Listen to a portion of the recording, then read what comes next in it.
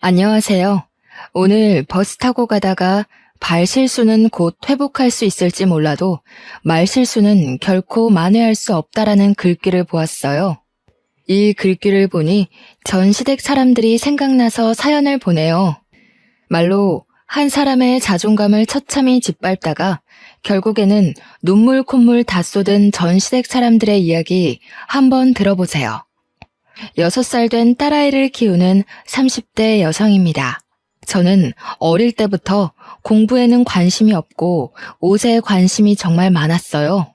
그래서 대학교는 과감히 포기하고 바로 옷 장사를 시작했어요. 처음에는 동대문에 새벽부터 가서 재질 좋고 디자인도 예쁜 옷을 저렴하게 떼와서 프리마켓, 좌판 등을 통해 돈을 모았어요. 그렇게 2년 정도 이리저리 다니며 장사를 하니 가게 하나를 얻을 정도의 돈이 모이더라고요. 그래서 22살 때 가게를 얻어 저만의 옷가게를 열었어요. 처음에는 장사가 잘 되지 않았지만 2번, 3번씩 찾은 손님들에게 양말이나 기본 면 티셔츠도 제공하고 친절하게 인사하니 단골들이 하나둘씩 생기더라고요. 가격도 꽤 저렴한 편이라 입소문이 조금씩 나기 시작하더니 나중에는 한 달에 순이익이 어지간한 중소기업 월급만큼 나왔어요. 그 당시 저는 1년 365일 아침 9시부터 저녁 12시까지 가게의 문을 열어놨어요. 가게에서 먹고 자고 생활하며 제가 눈 떠 있는 시간은 항상 가게의 문을 열어두었죠. 사실 친구들이 대학교에서 MT, OT 등을 가며 술 먹고 소개팅하며 청춘을 즐기는 모습이 부럽기도 했어요. 하지만 정말 친했던 초등학교 동창이 보증금이 없어 전전긍긍할 때 제가 선뜻 빌려줄 수 있을 정도로 경제적으로 여유 있는 저의 모습이 너무 대견스러워 나름 만족하며 시간을 보냈던 것 같아요. 그렇게 일에만 몰두하고 산 지 5년 정도가 흘렀어요. 저희 옷가게 옆에 원래 할아버지가 하시던 빵가게가 있었는데 어느 날 그 빵가게가 문을 닫고 신발가게가 들어오더라고요. 신발가게 오픈한 첫날 신발가게 직원으로 보이는 사람이 시루떡을 들고 왔어요. 안녕하세요. 옆집에 새로 오픈한 신발가게 사장입니다. 앞으로 잘 부탁드립니다. 어머, 사장님이세요? 저는 너무 젊으셔서 직원분이신 줄 알았어요. 저도 잘 부탁드립니다. 저는 신발가게 직원으로 보였던 사장님과 그렇게 첫인사를 나누었어요. 키도 크고 외모도 서글서글하니 사람이 좋아 보였어요. 나이도 저랑 비슷해 보이고 떡을 들고 와 인사를 하는 것을 보니 인성도 좋아 보여서 꽤 호감이 갔던 것 같아요. 그렇게 며칠 동안은 서로 인사만 나누며 지냈어요. 그러다가 한 달 정도 지나자 점점 안부 인사도 묻고 이름과 나이를 알 정도로 친해졌어요. 그의 이름은 이경민이었고 나이는 저보다 4살이 많았어요. 혹시 오늘 시간 되시면 저녁 같이 드실래요? 저녁이요? 네. 이렇게 만난 것도 인연이기도 하고 제가 이래저래 도움 많이 받은 것 같아서 밥 한번 사드리고 싶어서요. 오늘 별일 없으면 조금 일찍 마치고 저녁 먹으러 가요. 경민 씨의 제안이 싫지는 않았고 저도 그날은 조금 쉬고 싶어서 알겠다고 했어요. 가게에 들어와 저녁 시간을 기다리는데 이상하게 가슴은 두근두근 뛰고 기분은 좋고 그러더라고요. 설레는 마음을 숨기고 경민 씨와 저녁 먹으러 근처 고깃집에 갔어요. 그곳에서 경민 씨가 살아온 이야기를 듣고 저도 살아온 이야기를 하며 서로 비슷한 점도 많고 통하는 점이 많다는 것을 알게 됐어요. 그 뒤로 종종 함께 점심과 저녁을 먹으며 많은 시간을 보냈고 오빠 동생에서 연인 사이로 발전하게 되었습니다. 우리는 사귀는 동안 한 번도 싸운 적이 없었어요. 경민 씨가 너무 착해서 항상 저의 의견을 잘 들어주며 모든 것을 다 맞춰주었거든요. 본인도 장사하느라 힘들 텐데 저의 투정도 다 들어주었거든요. 그런 모습에 반해 저는 이 남자와 결혼하기로 마음먹고 각자 집으로 인사를 드리러 가게 되었어요. 먼저 우리 집에 경민 씨와 함께 가니 부모님은 평생 일만 하고 노천으로 살 줄 알았는데 이렇게 멋진 남자친구를 만나고 있었냐며 좋아하셨어요. 우리 아이 예쁘게 봐줘서 고맙다고 언제든 결혼한다 그러면 적극 환영이라고 하셨죠. 그리고 다음 주 많이 떨리는 마음으로 경민 씨 집에 인사드리러 갔어요. 경민 씨의 부모님은 저를 반갑게 맞이해 주셨어요. 아직 결혼을 안 한 남편보다 1살 위인 형님은 조금 날카롭게 보이긴 했지만 마음은 따뜻한 사람 같았어요. 음식도 너무 맛있었고 식사 후 정리도 다 같이 하는 모습을 보며 참 화목한 집안이란 생각이 들었어요. 그리고 그런 모습을 보니 빨리 결혼을 해서 이 집의 가족 구성원이 되고 싶었어요. 서로의 집에 방문한 뒤 우리는 바로 결혼 준비에 들어갔어요. 신혼집과 신혼살림, 식장 예약에 스드메 투어까지 해야 할 일이 정말 많은데 경민 씨는 계속 표정이 뚱해져 있더라고요. 요새 무슨 일 있어? 피곤해? 아니, 왜? 우리 지금 준비할 것이 정말 많은데 얘기하면 별 관심도 없어 보이고 피곤해만 보여서. 무슨 일 있는 거야? 사실 말이야. 뭔데? 이야기해봐. 우리 이제 앞으로 같이 살 사람인데 무슨 일이 있어도 같이 풀어나가야지. 안 그래? 사실 나 그동안 모아둔 돈으로는 집 사기 너무 힘들 것 같아서 코인을 투자했거든. 뭐? 코인? 그 뉴스에서 요새 난리난 그 코인? 저는 깜짝 놀랐어요. 사실 저는 주식이나 코인, 부동산에 투자하는 것에 대해 부정적으로 생각하고 있어요. 건전한 투자로 재산을 불리는 일도 있다지만 사실 제 주변에서는 다들 주식이나 코인, 부동산 투자했다가 빚만 지는 경우가 더 많았거든요. 그래서 저는 절대 어디에 투자하지 않고 열심히 일해서 차곡차곡 돈을 모아야겠다고 생각했어요. 그런데 얼마 전부터 코인이 상승세가 되면서 다들 코인을 많이 사더라고요. 저 역시 모아둔 돈도 있고 해서 코인에 투자할까 살짝 생각했지만 언제 폭락할지 모르니 투자를 하지 않았어요. 그런데 그때 경민 씨는 저 몰래 코인에 투자했던 것이죠. 그럼 얼마나 잃은 건데? 일단 내 여윳돈의 반토막. 미안해. 정말 너랑 예쁜 신혼집 살려고 만든 돈인데 이렇게 어이없게 날려서. 내가 입이 10개라도 할 말이 없다. 그런데 내 나름대로는 너랑 잘 살아보고 싶어서 그런 거니 조금만 이해해주라. 정말 미안해. 저는 사실 정말 화가 많이 났지만 그래도 저랑 같이 잘 살아보고 싶어서 그런 거라니 화를 꾹 참았어요. 그럼 우리 집이랑 혼수장만은 어쩌지? 일단 네가 모아둔 돈에 약간 대출 껴서 집 장만하고 혼수는 내가 있는 돈 조금 보태서 사자. 정말 미안해. 근데 코인이 폭락하다가도 다시 오른다고 하니까 조금만 기다려봐. 코인 다시 오르면 바로 다 빼고 2번 다신 이런 짓 안 할게. 이미 돈이 나갔는데 어쩔 수 없지 뭐. 대신 앞으로는 절대 코인이나 주식하지 말기다. 알았지? 결국 제가 모아둔 돈으로 신혼집을 마련하고 혼수도 거의 다 제 돈으로 마련했어요. 그래도 결혼이 후회되지는 않았어요. 남자친구의 가족은 여전히 정말 화목해 보였고 그런 분들이 제 시댁 식구라면 당장 나에게 돈이 없어도 평생 행복하게 살 수 있을 것 같았거든요. 이렇게 우리는 결혼을 하고 허니문 베이비로 바로 아이가 생겼어요. 아이가 생겼지만 결혼으로 인해 많은 돈이 지출되었기에 몸이 힘들어도 꾹 참고 일을 할 수밖에 없었어요. 매일 아침 9시부터 저녁 10시까지 가게에서 일하고 일주일에 한 번씩은 의류 도매 매장에 새벽부터 가서 옷을 대량으로 구매해 오곤 했어요.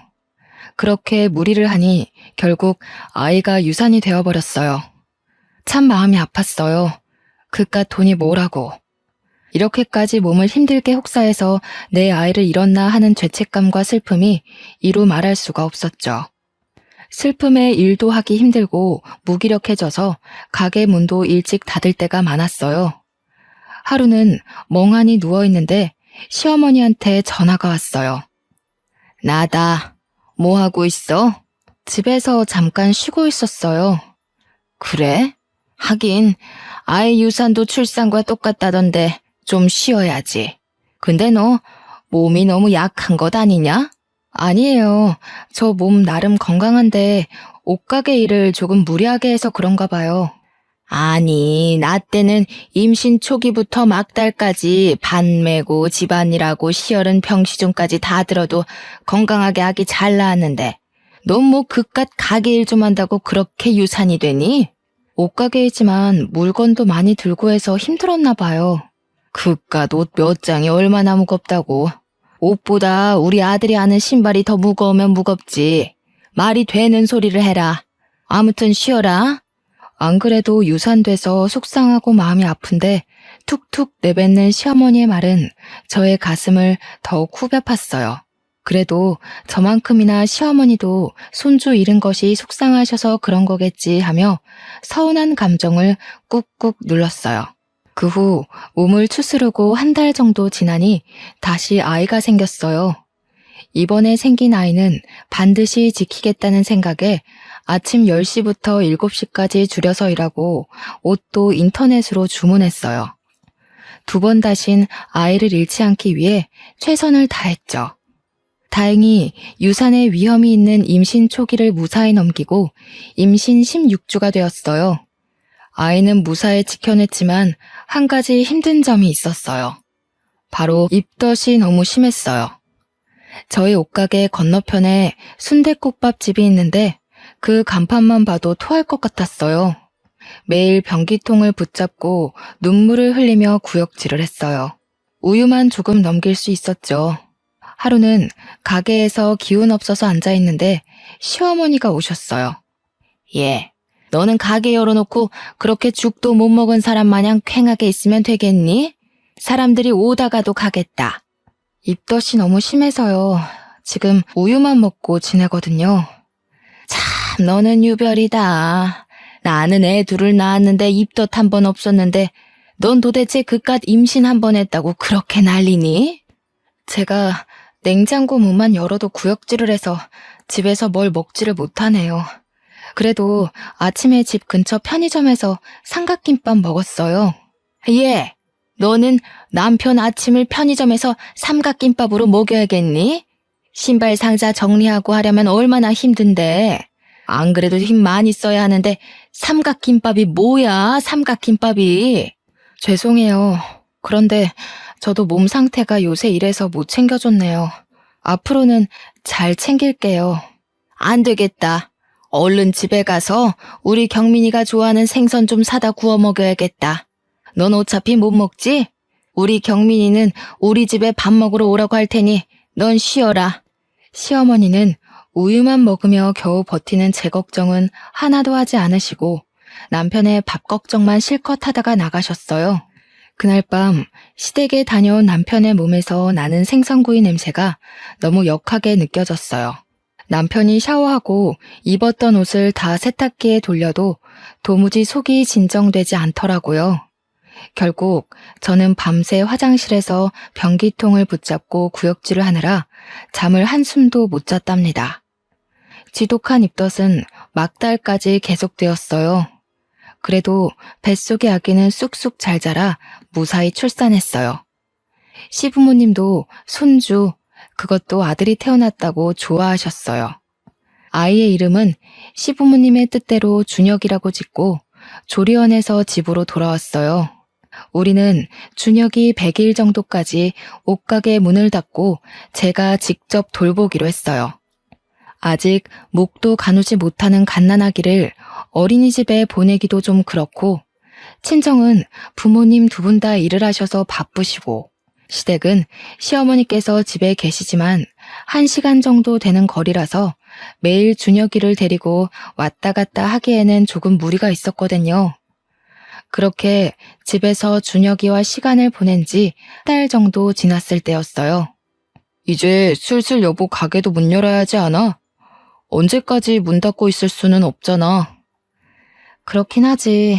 근데 준혁이를 어린이집에 맡길 수도 없고 어디 마땅히 맡길 만한 곳도 없는데 어쩌지?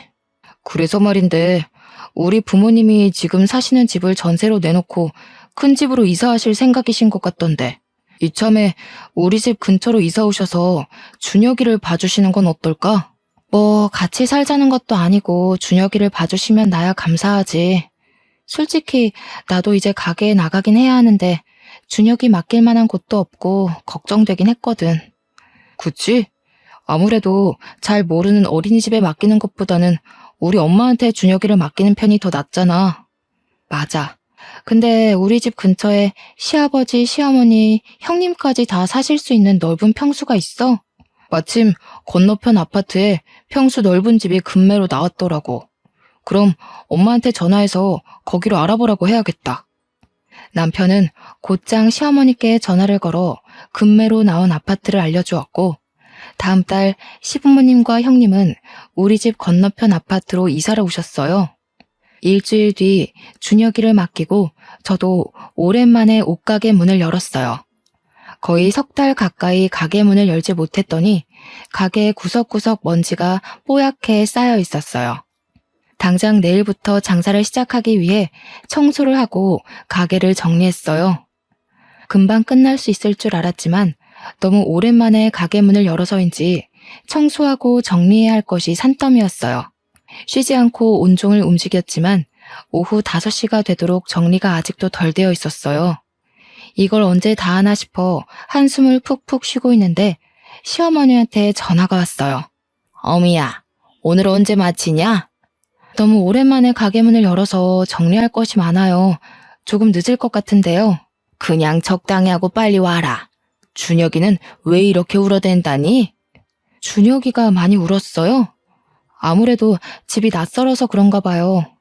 우리 경민이는 아기 때 모유 먹이고 기저귀만 갈아주면 한 번도 울지를 않았는데 얘는 도대체 누굴 닮아서 이렇게 빽빽 울어대는지. 아무튼 빨리 들어와라. 경민이는 걱정하니까 말하지 말고. 시어머니와의 전화를 마치고 종일 울었다는 준혁이가 걱정돼 도무지 일이 손에 잡히지 않았어요. 저는 대충 일을 마무리하고 바로 옆 남편 가게로 넘어갔어요.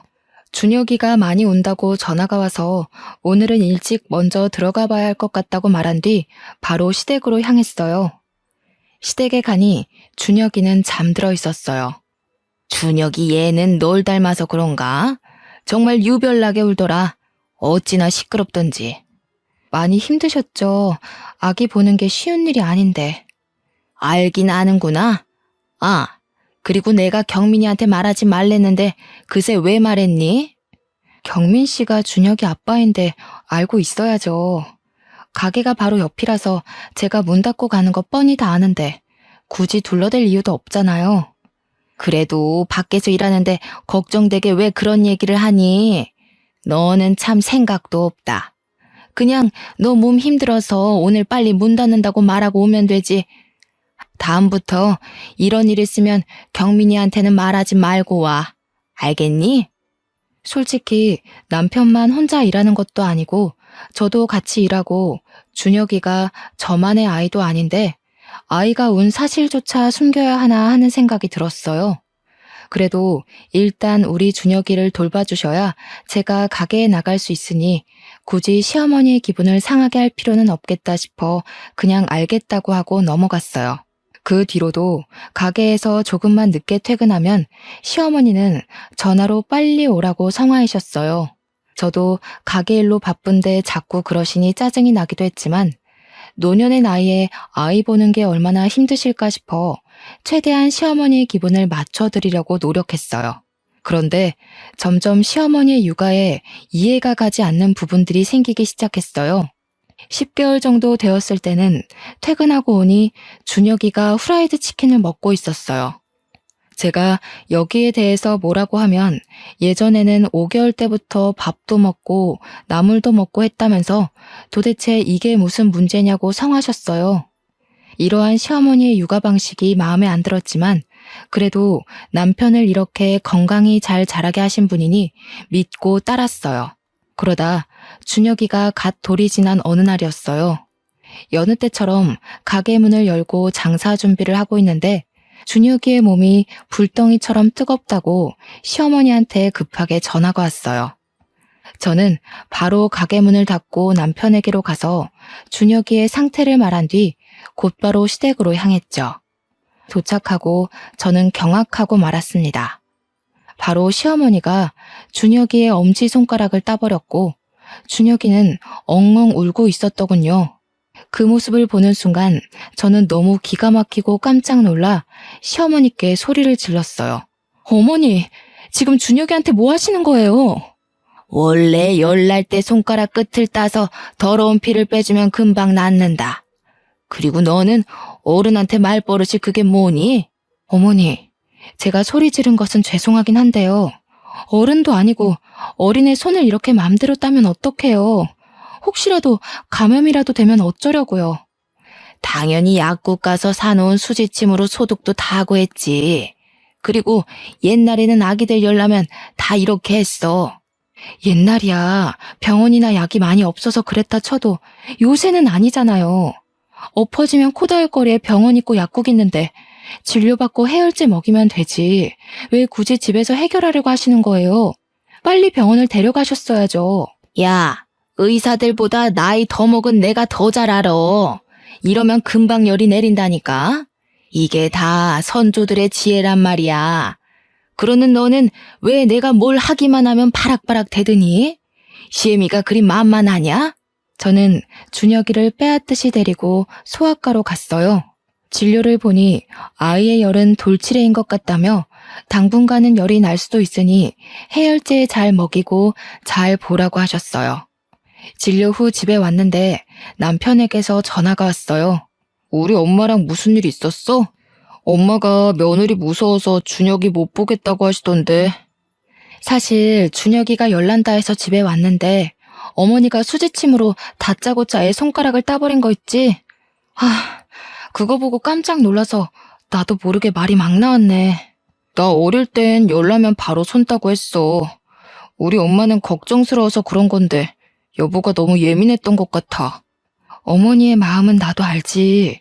그런데 지금이 옛날처럼 병원 가기 힘든 것도 아니고 조금만 가면 병원인데 왜 굳이 이런 민간요법을 하시는지 솔직히 나도 답답해. 그래도 일단 우리 준혁이 봐주시는 분이니까 여보가 엄마한테 사과드려. 나 손님 오셔서 끊는다.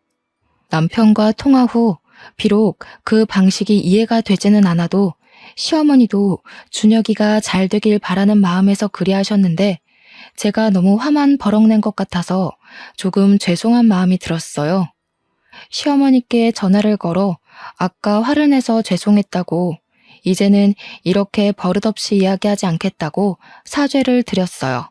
사실 시어머니의 행동은 계속 이해가 되지 않았지만 그래도 어찌 됐든 우리 준혁이를 돌봐주시는 분이고 시어머니가 계셔서 제가 가게에 나갈 수 있기에 시어머니의 육아 방식에 따르고 존중해 드리기로 했어요. 그렇게 1년이 지났어요. 여전히 준혁이는 시어머니의 손에 맡기고 옷가게로 매일 출근을 했어요. 예전만큼은 아니었지만 먹고 사는데 지장이 없을 정도로 매출이 나오기 시작하며 생활의 안정을 찾을 즈음 매장 옆에 큰 공사를 시작하더니 커다란 패션 아울렛이 들어섰어요. 그곳은 옷의 종류가 다양하고 저렴해서 사람들이 많이 몰렸어요. 제가 봐도 옷을 사려면 소규모 가게인 제 가게보다는 패션 아울렛으로 갈 것 같더라고요. 점점 손님들은 줄고 급기야 하루 매출 0원을 찍는 날도 종종 생겼어요. 점점 손님은 줄고 팔지 못한 옷들이 쌓여가기 시작했어요. 매출이 없다고 해도 꾸준히 가게 월세나 전기세 등의 유지비는 들기에 급기야 마이너스가 되었어요. 가게 문을 닫아야 할 지경에 이르렀지만 그래도 20대의 청춘을 바친 작은 가게를 폐업하기는 싫어 꾸역꾸역 운영하다가 결국 큰 빚을 떠안게 되었어요. 어쩔 수 없이 가게 문을 닫았는데 이미 생긴 큰 빚은 도무지 제 선에서는 해결하기 힘들 것 같아 남편에게 여윳돈 좀 받아서 해결할 마음으로 이야기를 나눴어요. 여보, 미안한데 혹시 여윳돈 좀 있어? 왜? 사실 지금 가게에 빚이 너무 많아서 너무 힘들어. 혹시 여윳돈 있으면 조금 나 좀 빌려주면 안 될까? 그동안 신발 가게 하면서 모아둔 돈 있잖아. 사실 지금 돈이 없어. 왜? 신발 가게는 장사 꽤 잘 됐잖아. 몰라, 아무튼 없어. 진짜 한 푼도 없어. 그동안 제가 옷가게에서 번 돈으로 생활했고 남편은 신발 가게에서 번 돈을 모아 나중에 급한 일이 있을 때 쓰자고 했었거든요. 그런데 생활비 한 푼 주지 않았으면서 돈이 한 푼도 없다는 게 조금 이상했어요. 설마 결혼 전처럼 또 코인이나 주식에 투자한 것은 아닌지 불길한 예감이 들었죠. 그래서 남편이 씻고 있을 때 몰래 핸드폰을 확인해 보니 아니나 다를까 코인에 또 거액의 투자를 한 것이 아니겠어요. 역시 예전처럼 투자한 금액이 반토막이 나 있는 상태였어요. 여보, 이게 뭐야? 또 코인에 투자한 거야? 옷가게 적자라서 돈 좀 굴려볼까 해서 그랬다. 아니, 결혼 전에도 그렇게 이러놓고 또 코인에 돈을 넣어버리면 어떡해. 또 돈 잃었잖아. 지금 옷가게 빚만 갚아주면 되지? 내가 어떻게든 해결할게. 그리고 코인으로 반토막 난 것도 반드시 원상복구할 거야. 그니까 성질 좀 내지 마. 아우, 귀찮아. 남편은 바로 시어머니께 전화해서 옷가게의 상황을 다 말씀드렸어요. 다행히 시어머니 아버지께서 돌아가시면서 남겨둔 유산이 있어 그곳으로 저의 빚을 다 갚을 수 있었어요. 시어머니의 도움으로 무사히 빚을 다 청산하긴 했지만 사업 실패로 인한 상처가 너무 커 무엇을 다시 시작하기가 겁이 났어요. 남편도 당분간은 집에서 준혁이 키우는 데만 전념했으면 좋겠다고 해서 집에 있는데 시어머니와 형님이 집에 찾아오셨어요. 가게 망하고 어떻게 지내고 있나 해서 와봤어. 생각보다는 좋아 보이네. 네, 그런데 평생 일만 하고 살아서 그런가 집에만 있으려니 답답하네요. 어머, 그런데 이 백은 뭐야? 이거 그 한정판 아니야? 꽤 값이 나갈 텐데. 그거 초등학교 동창이 결혼할 때 선물로 사준 거예요. 친구가? 친구가 왜 이런 비싼 백을 선물해줘? 22살 때 그 친구가 생활이 너무 힘들어서 돈을 조금 보태줬거든요. 그때 너무 고마웠다고 결혼 선물로 이 백을 선물로 주더라고요. 아까 가게에서 보니까 우리 경민이는 구멍난 가방 메고 다니던데. 올케는 참 좋은 백 있네. 형님, 안 그래도 경민 씨 가방에 구멍 나서 제가 말했더니 쓰던 가방이 편하다고 굳이 그 가방을 메고 가겠다더라고요. 이 백, 명품 백이니까 팔아서 현금을 만드는 게 좋지 않겠어? 지금 생활비도 모자라는데 이딴 백이 무슨 소용이야? 어머니, 그래도 이건 제 동창이 감사의 의미로 선물을 준 건데 이걸 어떻게 팔아요? 안 돼요. 남편이 밖에서 힘들게 번 돈 잘 모으고 아껴서 불릴 생각을 해야지. 어떻게 너는 네 마음대로만 생각하니? 참 너 생각이 없다. 어머니, 남편이 힘들게 버는 것 옆에서 항상 지켜봐서 저도 열심히 아끼며 생활하고 있어요. 그래, 허튼 곳에 돈 쓰지 말고 꼭 아껴. 내가 한 번은 빚 갚아줘도 두 번은 못 갚아준다. 옳게, 진짜 이런 시어머니가 어딨어? 이제 다른 일 벌리지 말고 그냥 조용히 집에 있어. 알겠지? 시어머니와 형님은 저의 빚을 갚아준 것을 들먹이며 제 속을 마구 헤집어 놓았어요. 사실 정말 화가 났지만 뭐라 할 수가 없었어요. 어찌되었건 저의 빚을 갚아주신 건 시어머니셨으니까요. 그날 뒤로 시어머니는 혈압약을 받으러 갈 때마다 저를 부르셨어요. 혼자서는 힘들어서 못 가니 병원에 좀 데려다 달라고요. 병원에서 오는 길에는 제 옷가게가 망해서 우리 아들이 빚더미에 앉았던 거 생각하니 속이 상해서 고혈압이 온 것 같다며 시어머니의 병이 꼭 다 제 탓인 것처럼 말씀하셨어요. 전 억울한 면이 있기는 했지만 그래도 시어머니의 돈으로 빚을 해결했기에 뭐라 딱히 반박할 말이 없었어요.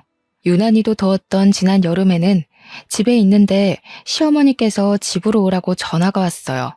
준혁이를 데리고 시댁에 가니 오늘 시어머니 지인들과 친목 모임을 집에서 하는데 마침 복날이니 삼계탕 만드는 것을 도와달라고 하시는 것이 아니겠어요? 부엌에 가보니 닭과 재료만 사다 놓고 손질이 하나도 되어 있지 않더라고요. 저는 그 무더위에 땀 뻘뻘 흘리며 혼자 삼계탕 10인분을 만들고 집에 왔어요. 퇴근한 남편한테 오늘 이런 일이 있었다고 말하니 너는 집에 있는데 엄마 친구들에게 삼계탕 하나 끓이는 게 뭐가 힘드냐며 오히려 타박이더라고요. 이럴 때 빈말이라도 이렇게 더운데 고생했다고 말해주면 얼마나 좋을까 싶어 섭섭한 마음에 눈물만 흘리다가 잠이 들었어요. 다음날 밤새 잠을 설치다가 늦잠을 자고 있는데 아침부터 시어머니한테 전화가 오더라고요. 어제 삼계탕 먹고 설거지거리가 잔뜩 쌓여있는데 허리가 아프시다며 와서 설거지 좀 해달라고요. 전날 울어서 그런지 머리가 깨질 듯이 아파서 죄송하지만 오늘 머리가 아파서 못 가겠다고 했더니 젊은 애가 무슨 맨날 아프냐며 내가 너 빚만 안 갚아줬어도 그냥 좋은 데 가서 맛있는 음식 대접했을 텐데 너 빚 갚느라 어제 집에서 허접스러운 음식 대접했다면서 막 쏘아붙이시는 거예요. 저는 또 바보같이 시어머니의 그런 모진 말들을 다 듣고도 아무 말도 할 수가 없었네요. 어찌되었건 시어머니의 돈으로 급한 빚을 해결했으니까요. 그 뒤로도 시어머니의 부르심은 거의 매일같이 계속되었어요. 사소한 집안일부터 잡다한 심부름까지 거의 모든 일을 다 저에게 시키셨어요. 그리고 일이 맞춰질 때쯤이면 내가 너의 빚을 갚아줘서 돈이 없다는 식으로 말씀하시며 안 그래도 사업 실패를 얻은 상처에 모진말이라는 소금을 팍팍 뿌리셔서 제 속은 만신창이가 되었어요. 남편을 붙잡고 울고 몇 번이나 이야기해보았지만 남편은 항상 시어머니 편이었어요. 그래도 우리 엄마가 빚을 다 갚아주지 않았느냐며 제가 정말 미웠으면 선뜻 돈을 주시지도 않았을 것이라고 하나뿐인 며느리가 잘 풀리지 않는 모습이 답답해서 그러는 것이라는 말도 안 되는 얘기만 앵무새처럼 반복했어요. 이런 이야기 친정에 말하기도 부끄럽고 지인에게 말하기도 제 얼굴에 침 뱉기인 꼴이라 그냥 준혁이 하나 보고 화가 치밀어 오르는 것도 꾹 참고 살아왔어요. 그러다가 명절이 되었어요. 저희 친정엄마는 명절을 맞이하여 시댁에 가는 저에게 화장품 3세트를 건네시며 시부모님과 형님에게 드리라고 하셨어요. 나름 금가루도 들어가고 꽤 비싸 보이는 제품이었죠. 어머니, 아버지, 형님, 저희 엄마가 명절이라고 화장품 준비했어요. 보내주신 것이니 잘 쓰긴 하겠다만 솔직히 화장품 난 별로던데. 이거 딱 봐도 싸구려네. 아니, 피부 트러블이라도 나면 어쩌려고 이런 화장품을 보내셨대? 나도 화장품 잘 안 쓰는데 이거 사돈한테 미안해서 어쩌나. 참 쓸데없는데 돈 쓰는 것은 엄마나 딸이나 똑같네. 화장품 버리기도 힘든데 왜 이런 걸 사셨대? 그러게나 말이다. 딸은 사업 망해서 내 돈으로 빚 갚아. 엄마는 쓸데없는데 돈 써. 너희 친정은 참 돈 관리를 못하는구나. 에이, 다들 그래도 너무하네. 장모님이 생각해서 보내신 건데 그래도 한번 써봐. 금가루도 들어가고 좋아 보이네 뭐. 어찌 됐건 보냈으니 잘 쓰긴 하마. 옆집은 사돈이 한우를 보냈다던데 우리도 그런 거나 보내지 쓸데없는 화장품은 무슨. 엄마가 고심해서 고른 선물을 보시며 다들 좋지 않은 소리를 하시니 기분이 상했지만 명절이기도 하고 시어머니의 돈으로 빚을 갚은 것이 틀린 말도 아니니 뭐라 할 수가 없었어요. 예, 이번 명절에는 우리 음식을 만들어서 먹자. 그래도 명색이 명절인데 음식을 해야 하지 않겠니? 원래 저희 시댁은 명절 때 제사가 없고 그냥 우리끼리 서로 좋아하는 것을 시켜 먹었어요. 괜히 요리하며 일 벌리면 누군가는 분명 힘들어져서 명절이 싫어진다고요. 그런데 갑자기 저에게 올해는 음식을 장만하자는 것이에요. 엄마, 무슨 음식을 장만해? 우리 원래 매년 시켜 먹었잖아. 너는 맨날 일하니까 쉬고 나랑 네 마누라가 요리하면 돼. 가만히 있자.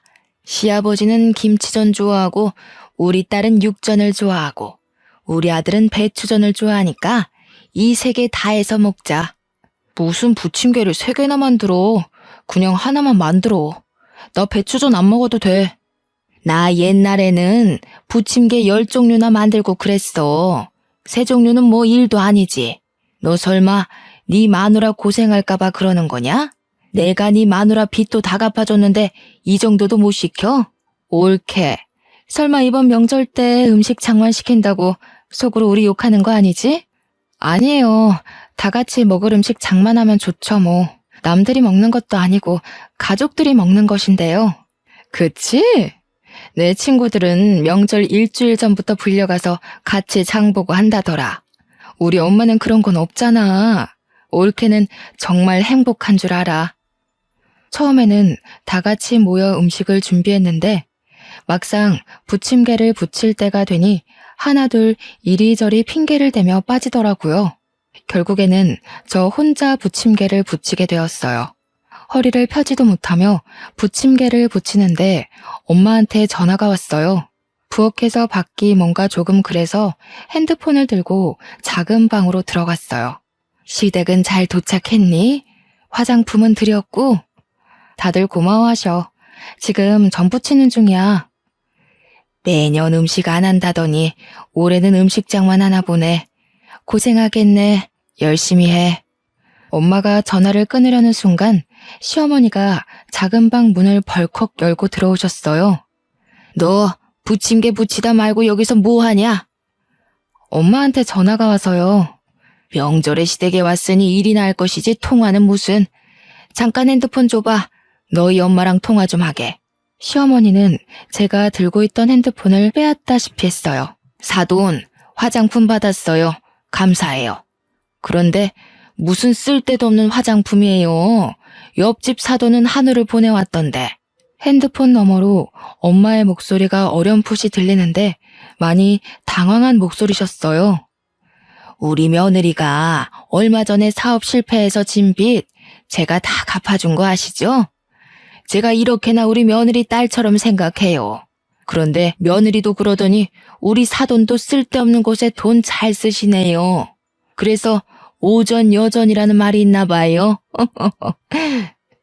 시어머니는 아주 상냥한 말투로 저희 엄마의 선물을 비꼬는데 정말 속에서 천불이 나더라고요. 그 소리를 듣고 엄마가 뭐라고 얘기하려고 하시는데 시어머니는 이제 바쁘다고 전화를 뚝 끊어버리시는 거예요. 기껏 생각해서 선물을 준비한 엄마의 성의를 무시한 것도 모자라 엄마에게 전화로 막말까지 하는데 더는 가만히 있을 수가 없었어요. 저는 그 자리에서 앞치마를 벗어던지고 챙겨온 짐을 싸기 시작했어요. 얘, 너 지금 뭐 하는 짓이냐? 어머니, 방금 선 크게 넘으셨어요. 아무리 그래도 저희 엄마한테 그런 식으로 말씀하시는 건 아니죠.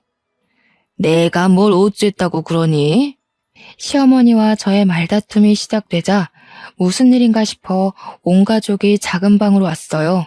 남편은 저를 말리고 형님은 시어머니를 말렸지만 이미 화가 머리 끝까지 난 저는 눈이 뒤집혀 뒤에서 뭐라고 하든 말든 짐을 챙기고 준혁이를 데리고 나와 바로 친정으로 향했어요. 부모님께 그간의 상황을 다 말씀드리니 눈물을 흘리시며 저와 준혁이를 안타까워하셨어요. 그 모습을 보며 돈을 어떻게든 벌어서 바보처럼 당하고 살지 말아야겠다고 생각했어요. 그런데 준혁이는 아직 어리고 어린이집은 대기가 길어서 당장 보낼 수가 없었어요. 무엇을 하며 돈을 벌 수 있을까 고민하다가 예전에 우연히 유튜브에서 인터넷 쇼핑몰로 크게 성공한 사람의 사연이 생각났어요. 옷가게가 망하면서 팔지 못한 옷들도 있고 오랜 시간 옷가게를 하며 원단 좋은 옷들만 취급하는 정직한 거래처도 많이 알고 있으니 할 수 있을 것 같더라고요. 명절이 끝나고 집에 오자마자 인터넷으로 자료를 찾으며 인터넷 쇼핑몰을 오픈하고 집 근처에 생긴 저렴한 오피스텔을 얻었어요. 그곳에서 재고로 쌓인 옷들을 하나씩 촬영해서 쇼핑몰에 등록하고 제품이 팔리기를 기대했죠. 원래 옷가게 단골이었던 손님들에게 쇼핑몰도 알려주고 여기저기 인터넷 카페에서 광고도 했더니 슬슬 매출이 오르기 시작했어요. 인터넷 쇼핑몰은 가게를 했을 때보다 운영비가 훨씬 적게 들어서 같은 제품을 팔아도 순이익이 더 많이 남았어요. 또 무엇보다 오피스텔에서 저 혼자 준혁이를 보며 편하게 일을 할 수가 있어서 좋았어요. 남편은 집에서 애나 보지 또 무슨 인터넷 쇼핑몰을 하냐며 뭐라 하였지만 시어머니의 말도 안 되는 폭언에 하나도 도움이 되지 않는 남편의 모습을 보며 이미 정이 떨어져 뭐라고 하든 말든 저는 준혁이를 데리고 매일 오피스텔로 가서 일도 하고 아이를 키웠어요. 그 결과 몇 개월 만에 아이와 제가 충분히 먹고 살 만큼의 돈을 벌게 되었어요. 인터넷 쇼핑몰로 대박을 치던 중 형님의 결혼 소식이 들렸어요. 남편은 쇼핑몰이 잘 되고 있다는 사실을 알고 축의금을 넉넉히 하자고 하더군요. 저는 이전에 시어머니한테 진 빚만큼의 액수를 형님의 계좌에 이체하고 시댁으로 당당히 갔어요. 아이고, 우리 며느님 오셨어요. 그동안 돈 버느라 정말 고생 많았다. 역시 우리 며느님은 야무져서 무슨 일이든지 잘할 줄 알았다니까. 옳게. 무슨 축의금을 이렇게나 많이 보냈어. 어쨌든 정말 고마워. 그래, 인터넷 쇼핑몰이 그렇게 바쁘다면서? 네, 가게와 다르게 운영비가 적게 들어서 마진이 많이 남네요. 어떻게 그렇게 인터넷으로 할 생각을 했어? 역시 젊은 사람들은 참 대단해. 아니지, 우리 며느님이 대단하신 거야. 빚지고 돈 없을 때는 그렇게 너의 빚을 내가 다 갚았다며 생색내던 시어머니가 제가 돈을 많이 벌게 되자 며느님 하며 얘기하시는데 정말 앞과 뒤가 다른 모습에 기가 차더라고요. 그래도 족쇄같이 묶여있던 시어머니의 빚을 드디어 갚고 나니 속이 다 후련했어요. 형님의 결혼식 후 일주일 정도 지나고 신혼여행을 다녀온 형님이 저에게 가방을 선물해 주셨어요. 형님이 건넨 가방을 보니 예전 명절 때 엄마가 화장품을 선물했을 때 온갖 말로 모욕을 준 것이 생각났어요. 순간 저는 형님과 시어머니께 똑같이 해야겠다고 생각했어요. 어차피 제가 금전적으로 어느 정도 안정되면 이렇게 앞과 뒤가 다르고 힘들 때 말로 자존감을 내리깎아버리는 이딴 집구석과 언젠가는 헤어져야겠다고 다짐했거든요. 그때가 지금이다 싶었어요. 형님, 저 생각해서 가방을 사오신 것은 너무 감사한데요. 어디서 이런 촌티 풀풀 내는 가방을 사오셨어요? 뭐라고? 내가 잘못 들었나? 촌티라고? 네, 잘 들으셨네요. 촌티요. 색감이며 재질이며 뭐 하나 빠질 것이 없이 촌티가 풀풀 나요. 쪽팔려서 이런 거 어떻게 들고 다녀요? 분리수거함에 넣어야겠네. 얘야, 그래도 너 생각해서 가방 사왔는데 이건 아니지 않니? 그래, 누나가 여보 생각해서 가방 사왔는데 날 생각해서 사왔으면 좋은 걸 사왔어야지. 시어머니, 형님, 남편 다들 나 생각하는 척하면서 은근히 비꼬더라. 얘야, 무슨 말을 그리 섭섭하게 하니? 내가 너 미워했으면 너 빚 갚아줬겠어? 그놈의 빚. 그래서 형님 결혼식 때 그 빚 다 갚았잖아요. 그리고 말 나와서 말인데 그 빚 갚아줬다고 그렇게 요새 떨고 친정엄마한테도 안 좋은 소리 하고 어떻게 그래요? 내가 언제 안 좋은 소리를 했다고 그러니? 저번 명절 때 엄마가 선물로 드린 화장품 쓸데없다며 대놓고 뭐라고 하셨잖아요. 어머머, 내가 언제 그랬다고 그러니? 시어머니는 그때 있었던 일들을 딱 잡아떼시며 아니라고 부인했어요. 저와 시어머니가 서로 큰 소리로 싸우고 있을 때 남편은 이러지도 저러지도 못하고 가운데에 서서 저와 시어머니 눈치만 보고 있더라고요. 더는 이런 인성을 가진 집안 사람들과 어울리며 준혁이를 키우지 못하겠다고 생각했어요. 그래서 저는 그 자리에서 이혼하겠다고 선언했고 결국 우리는 이혼을 하게 되었어요. 물론 양육권은 제가 가지고요. 그 뒤로 저의 인터넷 쇼핑몰은 어른 옷뿐 아니라 아이 옷도 같이 팔면서 더 키웠어요. 다행히 아주 잘 돼서 매출이 2배나 오르며 이전보다 훨씬 더 여유 있는 삶을 살고 있어요. 이렇게 제가 승승장구할 동안 전 남편은 신발 가게가 망해서 빚더미에 앉았고 전 형님은 제가 준 축의금으로 주식 투자했다가 상장 폐지돼서 다 잃었다더라고요. 얼마 전에는 다들 제 앞에 와서 다시 합치자고 그동안 막말하고 모른 척해서 미안하다고 무릎 꿇고 싹싹 빌더라고요. 그때 전 형님이 예전에 엄마의 화장품을 보며 돈을 쓸데없이 쓰는 것은 모전여전이라고 했던 일이 생각났어요. 그래서 이 집은 투자해서 망하는 것이 내력인가 보다고 비꼬아주었답니다. 자신이 뱉었던 말 그대로 돌려받고 축 처져서 나가는 모습이 얼마나 꼬시던지요. 이렇게 저의 결혼 생활은 마침표를 찍었지만 이를 통해 한 가지는 확실히 배웠어요. 자신이 뱉은 말은 그대로 다시 부메랑이 되어서 돌아오니 자나깨나 말조심을 해야 한다고요. 그래서 요새는 좋은 말만 하려고 노력하고 있어요. 아, 마지막으로 제가 세상에서 가장 사랑하는 남자인 준혁이에게 한마디 하고 싶네요. 온전한 가정을 만들어주지 못해 미안하지만 아빠의 그늘이 너에게 느껴지지 않도록 엄마가 최선을 다할게. 말로 표현할 수 없을 만큼 사랑하고 건강하고 멋지게 잘 자라줘서 너무 고마워. 지금까지 저의 기나긴 사연을 들어주셔서 너무 감사합니다.